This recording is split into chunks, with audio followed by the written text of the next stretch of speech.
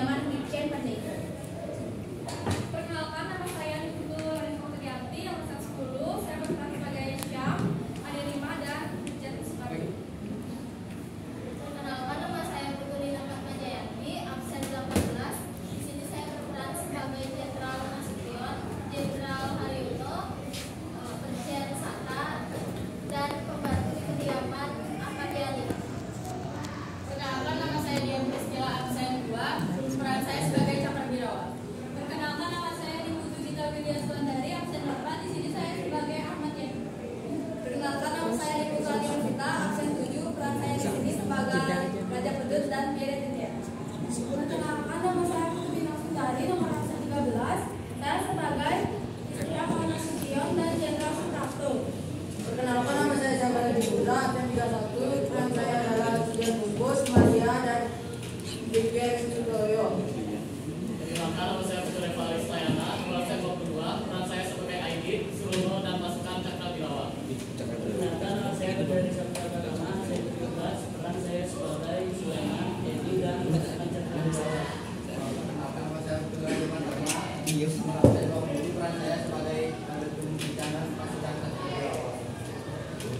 Baik, setelah kami memperkenalkan diri kami beserta panutannya, mari kita saksikan drama dari kelompok kami. Selamat menyaksikan. Pemberontakan G30 SPKI adalah salah satu peristiwa kelam bangsa Indonesia pada masa-masa awal kemerdekaan. Peristiwa di mana para jenderal menjadi korban dari tindakan-tindakan keji yang dilakukan oleh orang-orang yang terkait dengan peristiwa tersebut. Awal kejadian sebelum G30 SPKI meletus adalah beberapa konflik antara anggota PKI dan juga Angkatan Darat. PKI memiliki cita-cita untuk merintis berdirinya negara komunis, sedangkan Angkatan Darat sebagai kekuatan pertahanan negara berkepentingan mengamankan Pancasila sebagai dasar negara. Pada awal Agustus tahun 1965, Soekarno selaku Presiden Indonesia jatuh sakit. Kondisi Soekarno yang kritis dimanfaatkan oleh DN. Aidit selaku pemimpin PKI untuk melakukan rencananya menjadikan Indonesia negara komunis. Isu-isu mengenai Dewan Jenderal terus dihembuskan. Mereka mendesak Soekarno untuk membungkam lawan-lawan mereka. Tanggal 8 sampai 12 Agustus tahun 1965, Syam dan Aidit melakukan pertemuan di kediaman Aidit.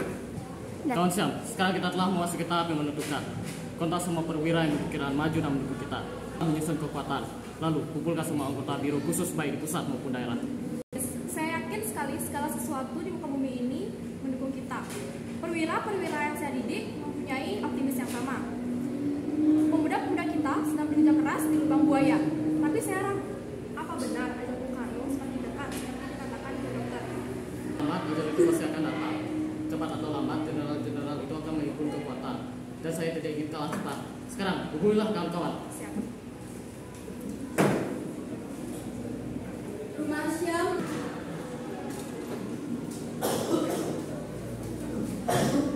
Kawan Syam, kawan ketua Aidit, pesan kepada kita agar gerakan yang kita lancarkan bersifat terbatas dan berupa gerakan militer.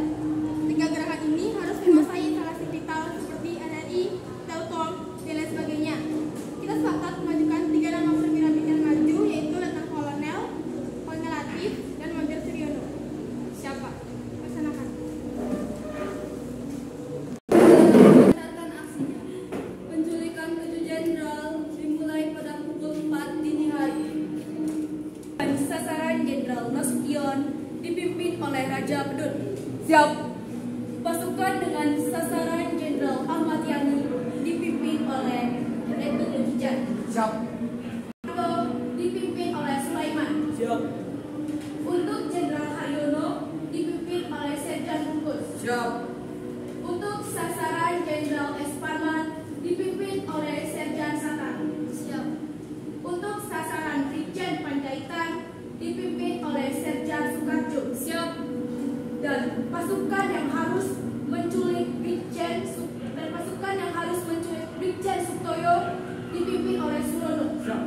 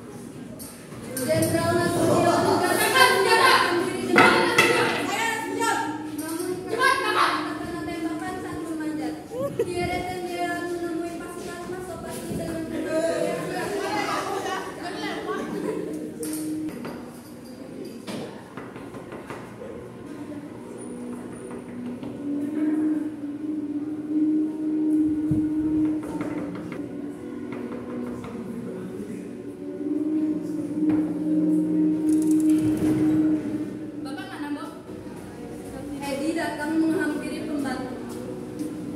Edi, Bapak mana? Bapak lagi tidur. Coba tolong panggilkan ya, bilang ada tamu. Siap.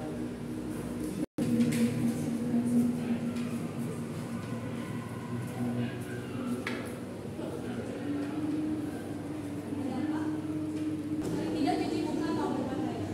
Tidak usah. Silakan jalan. Selamat.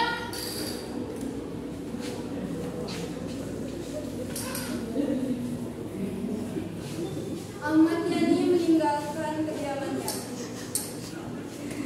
Dan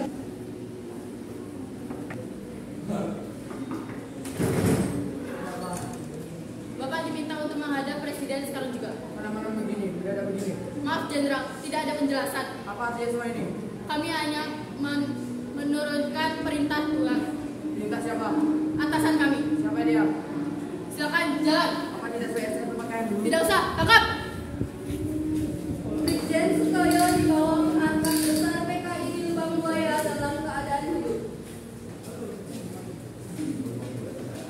Di kediaman Maijen S. Parma.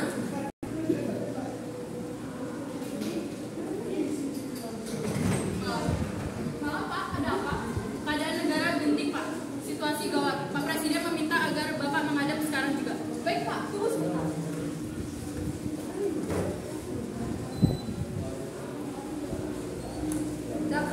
Cakrabirawa masuk ke dalam rumah Maijen S. Parma. Loh, kenapa ikut masuk? Ada surat perintah. Kok ada ya mas? Mereka kenapa tangkap? Mereka memang yang berpesan kamu.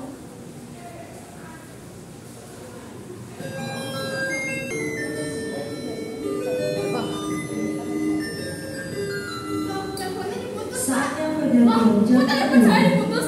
Berarti saya sedang fitnah dong. Pak Presiden sedang menuju Anda. Silakan bawa. Tidak, siapa kalian? Kenapa ini? S. Parman dibawa oleh pasukan Pasopati ke markas besar PKI di Lubang Buaya dalam keadaan hidup.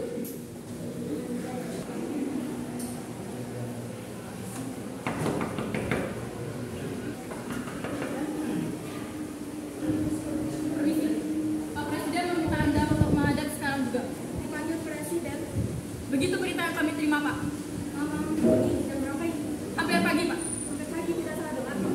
Kami kira tidak situasi gawat. Tunggu sebentar, sebentar. Tidak usah berpakaian. Silakan bawa. Suprapto dibawa oleh pasukan Pasopati ke Lubang Buaya dalam keadaan hidup.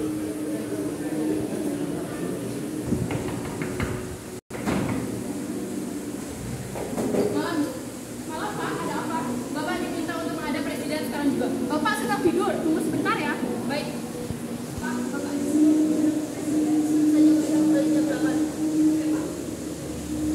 Maaf, Kak. Bapak bilang sebelum kembali jam 8. Tidak bisa, Bu. Keadaan genting. Kami harus membawa Bapak sekarang juga. Kalau begitu, tunggu sebentar ya. Keluar!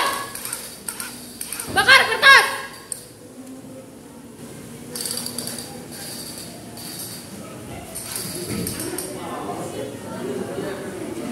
Cepat, bereskan!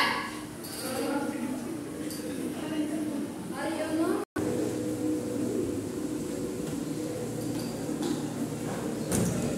Mana dorongmu? Ampun Pak! Cepat! Cepat! Tembak! Di kamar belakang! Jenderal! Keluar! Cepat! Cepat! Bawa! Berikan saya berdoa dulu. Cepat! Lama!